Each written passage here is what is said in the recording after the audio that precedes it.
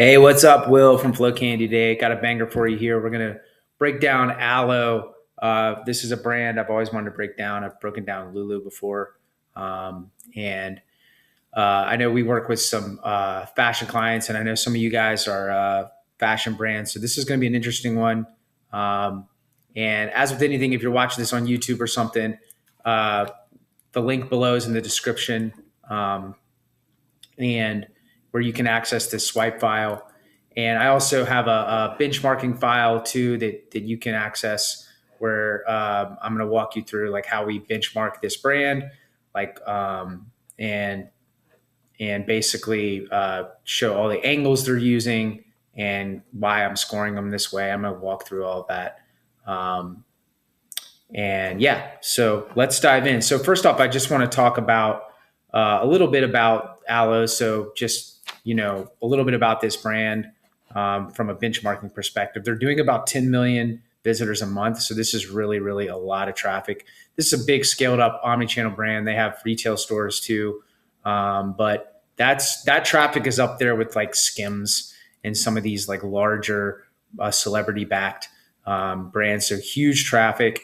That traffic is mostly coming from direct or search, sometimes paid search. So it's not even like a lot of like Instagram or Facebook ads.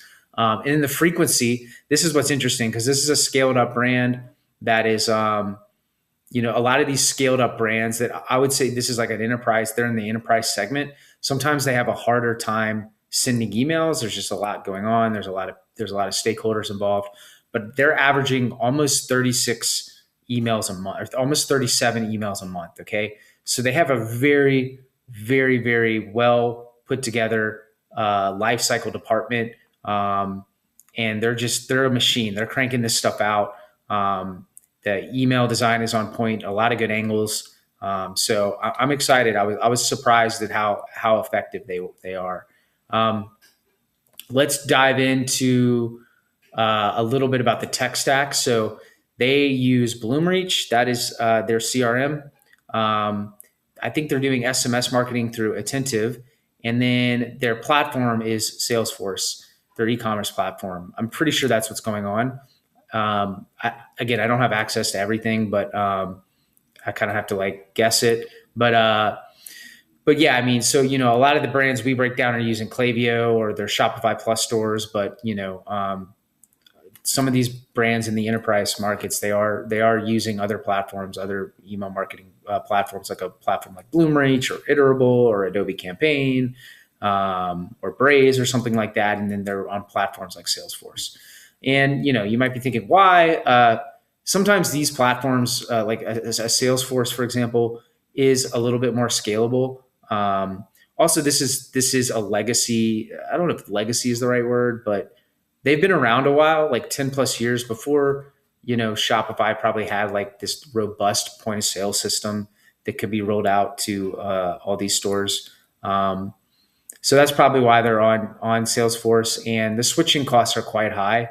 It would take a very long time for them to migrate to Shopify. It would take a long time for them to migrate to even Klaviyo, like if they go from Bloomreach to Klaviyo or something like that. But that's a little bit about the tech stack, because I know people always ask me that. Are they on Klaviyo? Are they on Attentive? Are they on MailChimp or something like that? But anyway, and one thing I want to talk about before I dive in is their promotional frequency. When I benchmark, I always look at how many percentage of the emails are promotional, like saying like 10% off or buy one, get one free or something like that. And what's interesting about Aloe is I love this, and I find the best brands do this. They're hardly promotional at all, but when they do go promotional, they go like all in.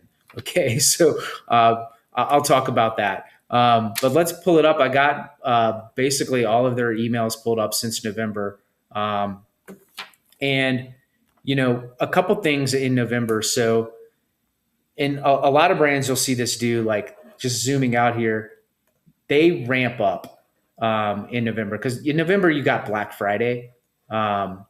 And so, yeah, they average 37 emails a month, but in November they did 42.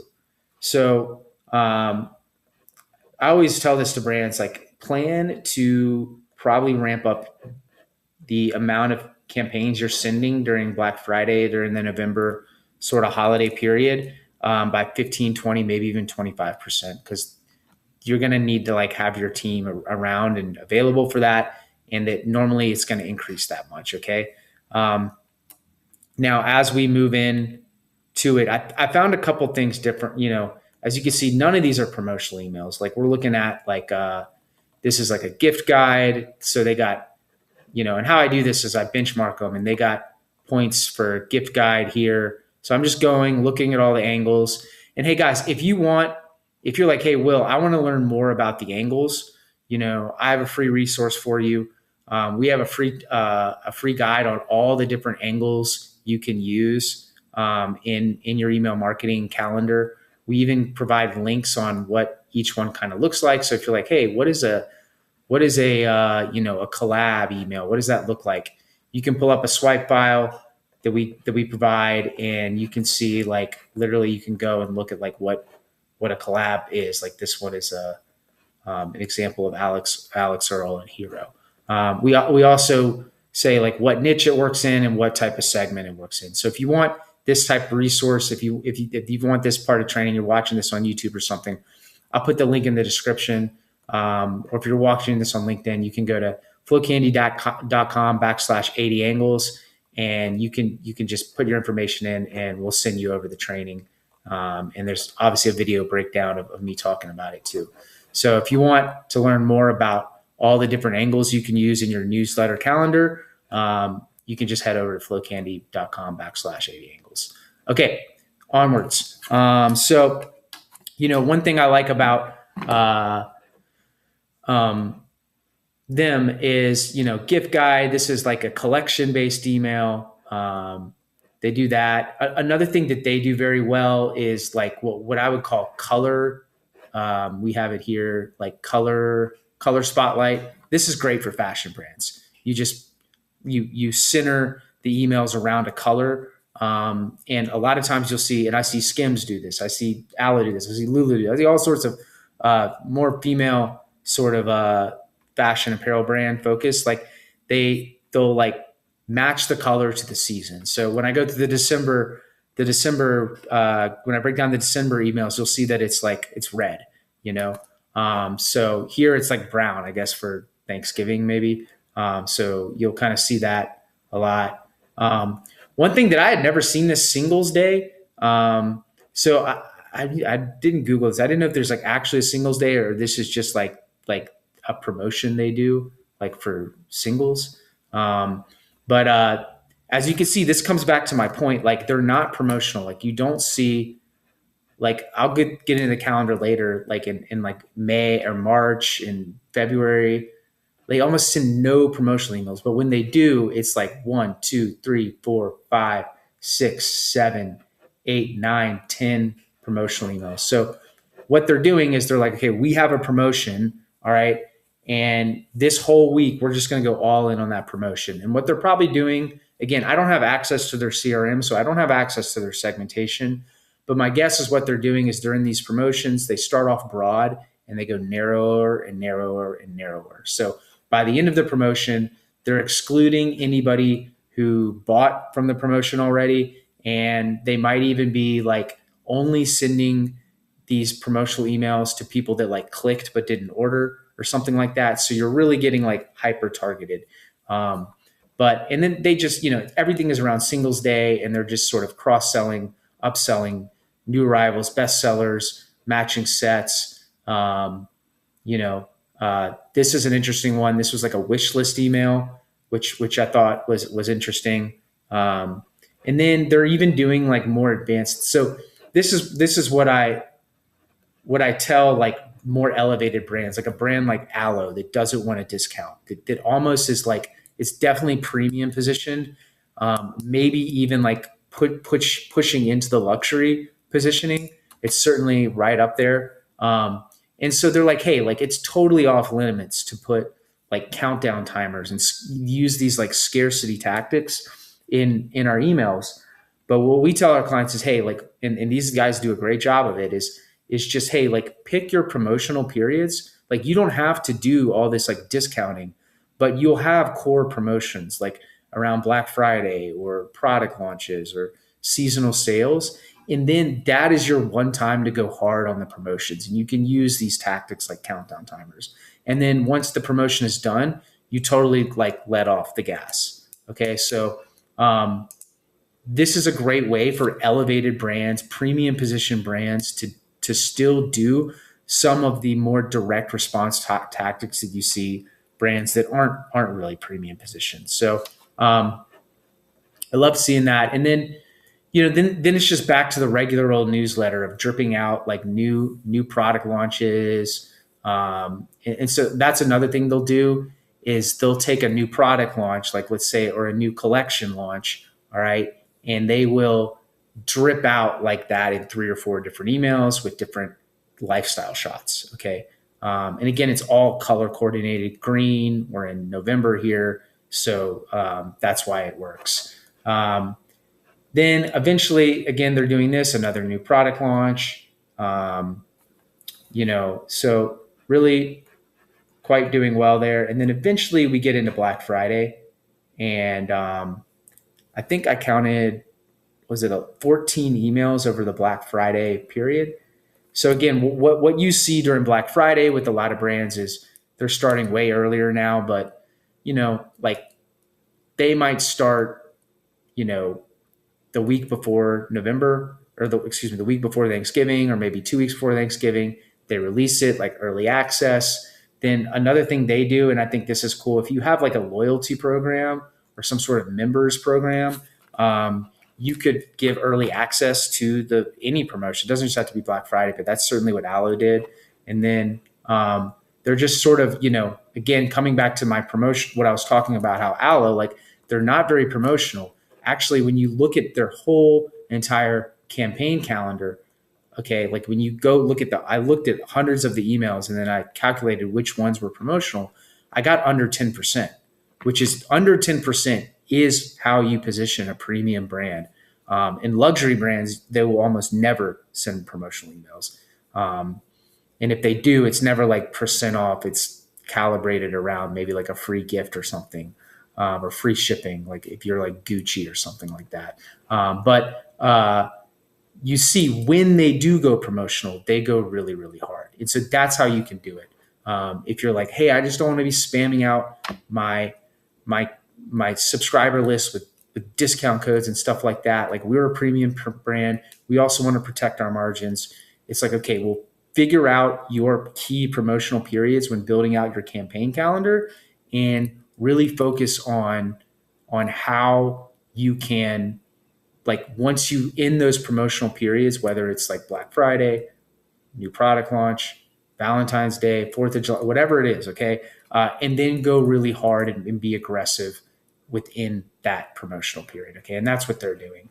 And so as you can see, 14 emails across Black Friday, and this is just not even Cyber Monday. So you see quite aggressive, very like sort of discounted promotion, a lot of promotional emails going on here.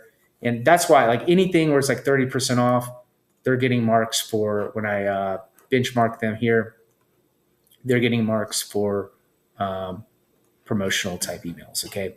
And that's what most brands do. Okay. They just send a bunch of promotional emails, but there's all sorts of other angles that you can use here.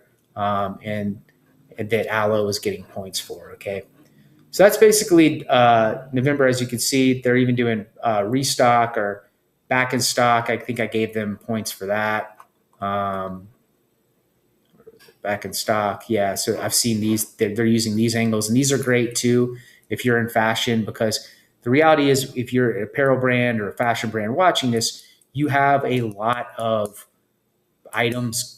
You just have a larger catalog of inventory, okay? And things are going in and out of stock all the time, okay? So what this allows you to do is like turn those into emails, okay? When items come back in stock, also when items are low in stock, you can do that too. Like if there's something, especially if you're watching this and you're working at like a very viral brand like Stanley Cups or something like that, where you're doing limited releases, joint ventures and stuff like that, you can like really build on a little bit on that scarcity. So those are some angles you can use. And again, you can do low stock alert, back in stock alert.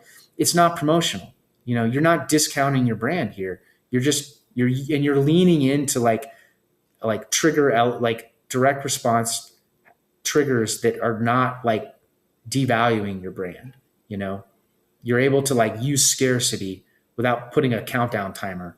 And you can do it like very indirectly and soft with these low stocks, back in stocks type of emails.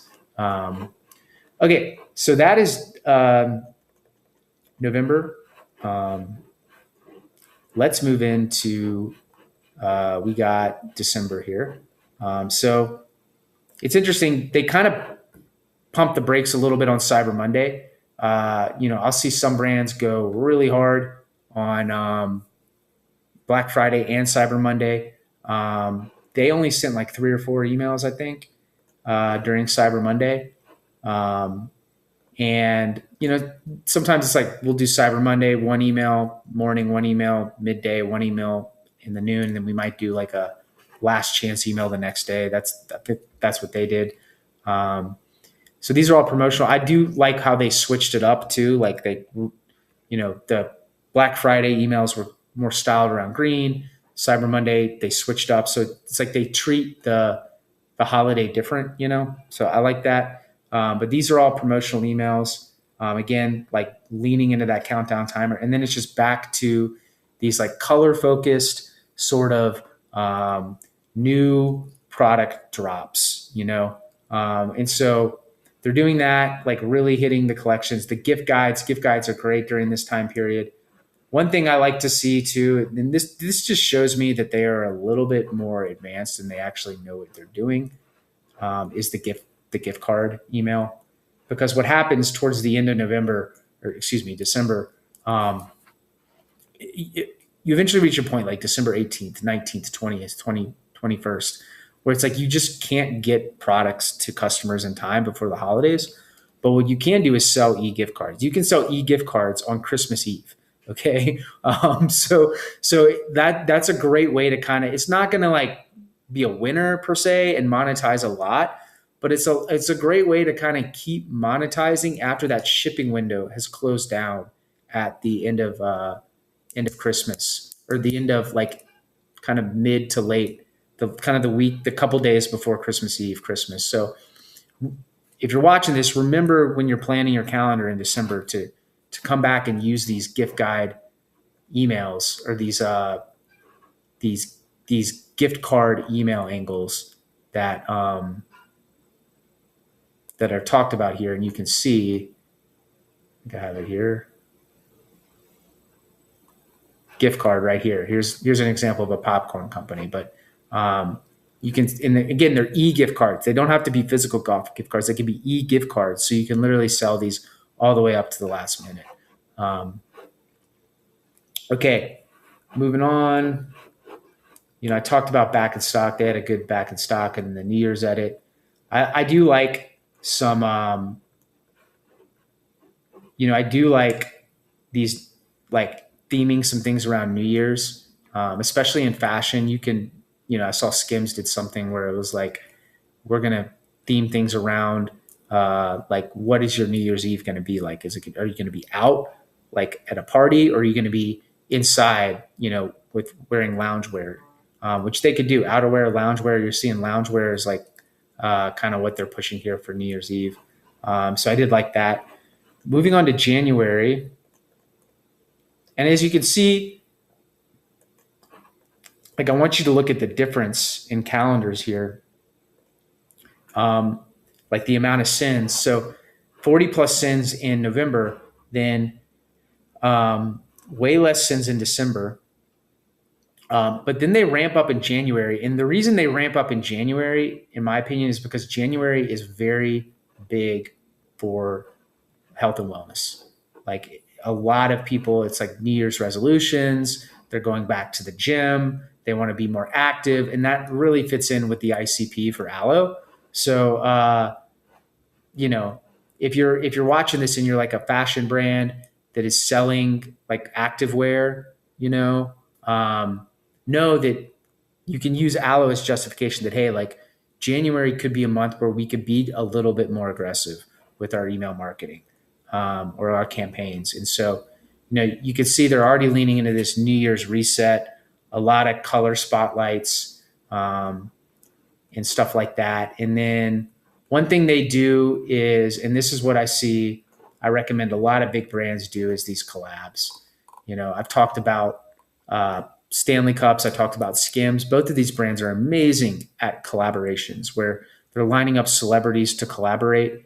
And sometimes you have to really plan this out because you're doing a collab where you're using their shoes, and they made shoes here. So it's like you have to line up the production for that and the fulfillment. But it takes some time to line that up, maybe months or quarters in advance. But what this allows you to do, and why these collabs or joint ventures are so powerful, is because you can basically, you're cross promoting your brands. So you're getting Jisso's audience. She's now promoting this aloe to she's now promoting aloe to her audience, and so they're capturing new people. And so it's a great way to grow, and use like social proof and referrals without having to just like use ads. And so I always tell the more scaled up mid market, if you're scaled up more mid market brand, that has that's maybe in retail stores and is growing, trying to get into more retail, trying to get into like private equity events, and you're like banging your head against the wall, like, how do we grow? We're already doing ads, we're already doing retail, we're already doing Amazon. It's like, start doing collaborations. Start trying to find a way to do collaborations, because a lot of these bigger brands are doing it. And like a lot of times when these companies get bought, these mid-market brands get bought by private equity and rolled up, like that's one of the first things they roll in their playbook, is just ramping up collaborations, because it just works. All right, moving on. We've got a lot of just collection-based emails, content-based emails. And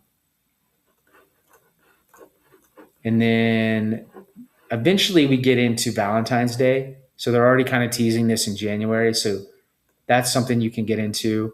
Then they had, they got points for this, like content or behind the scenes. I really like this. This behind the scenes angle, especially if you have a lot of like lifestyle shots. It's a great way to build a community and really like differentiate your brand against other people, because people really want to like emotionally connect with your brand. And a great way to do that is not just like shoving product down their face. It's more just like showing more lifestyle based emails, day in the life. I always like this, like routine building too. I think that I gave him a point for that too, here, which isn't the routine angle I use more, we would use more in like supplement with our supplement clients, but this is a great one to do too. Now we saw some back in stock, we saw the collaboration, and then really moving into February, they're already moving into the Valentine's Day, color coordinating Valentine's Day. Just really ramping up. And you can see a lot of it's about being active, and even their, what they're using in their, sort of their wellness club or their loyalty program, whatever they call it. Like, they're even leaning into that angle. So yeah, it was cool to see them ramp up in January. Moving into February, all right, what we got here is, a lot of the same angles. Again, the nice thing about building, how we tell our clients is like, hey, you don't need to, if you can come up with a calendar and come up with like the 25 angles like Aloe has here, just the 25 angles that you're going to rotate throughout the year, like that's all you have to do, and so you don't have to like come up and like ideate new campaigns all the time. You just come up with the 25 sort of themes or angles or briefs, I've heard them called, or hooks that you want to use. And then you just put those hooks throughout the calendar. So, like during Black Friday, you're going to heavily be doing promotional emails. Okay. So there, like you can check in with your product teams you know that you're going to be launching this product in April, say. Okay. So you can basically build your entire, you can create a bunch of campaigns around that product launch. Okay.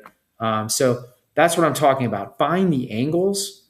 An easier way to build out a campaign calendar is just find the 20 angles. Now, some of the more advanced brands I've seen, Aloe is pretty good, but I've seen even more advanced brands scoring in the 30s and the 40s with their benchmarking. The more advanced brands, they might go and do. There's other angles. So I mean, again, like you don't have to do 25, but 25 is all you need to have a really good email marketing campaign department, like Aloe. Okay, so go find your angles, and then you can just keep refreshing those angles all the time. Like new drop, that's a product launch email. Okay, collection based email. Everything they're doing, they're just kind of doing the same thing every time, just changing out the images, changing out the copy based off the season, based off the new products they're launching or have in inventory. Okay. Um, I did see as you can see, like, and this is what I'm talking about, how they don't do promotional. Like the month of February, there's nothing promotional. Like go through this. There's nothing promotional that they're doing. Okay. So that's why they can still stay premium positioned. Okay. Because there's no promotion. Even in Valentine's Day, they didn't do anything. Okay. So you can kind of pick, especially if you're a premium brand, you don't have to necessarily do like what everyone's doing. It's like every holiday we need to run like a 10 email promotion, you can pick like the ones that you really want to go after. And that's what I found a lot of the premium position brands do. They pick like maybe two, maybe three or four, maybe five key promotional periods they want to do throughout the year. Obviously, Black Friday and Cyber Monday is going to be one of them. And then they go really, really hard during that time frame. And then they totally pump the brakes everywhere else. And they almost never use discount codes or any sort of like BOGO or promotional type of copy or angles. Okay. So that is, we are in February. Let's move on to March here. And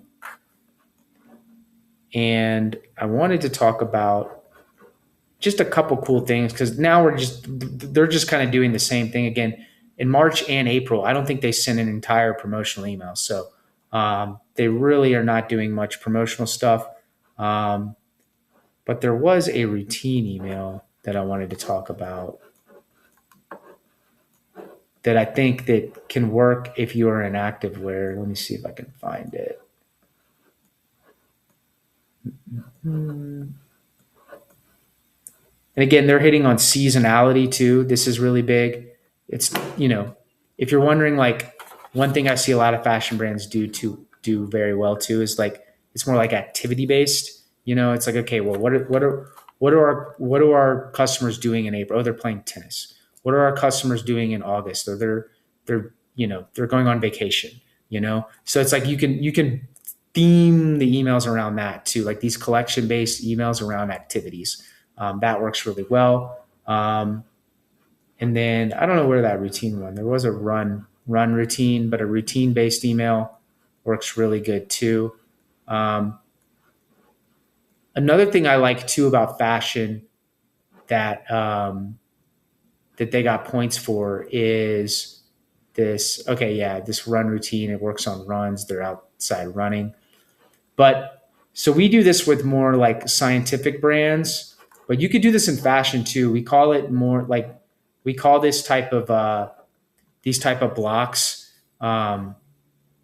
like ingredient based email.